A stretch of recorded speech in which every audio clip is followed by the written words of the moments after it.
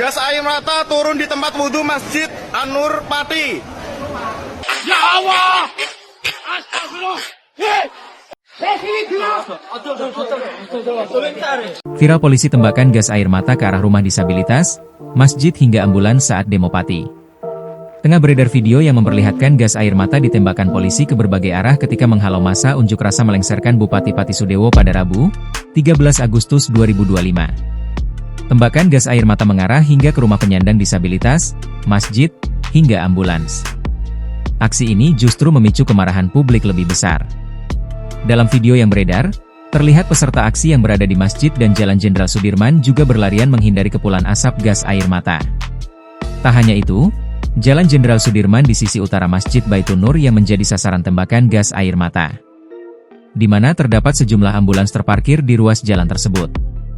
Bahkan, seorang difabel yang tinggal di sebuah rumah menjadi korban gas air mata. Ia tampak kesulitan bernapas akibat paparan gas. Ya Allah! Astagfirullah!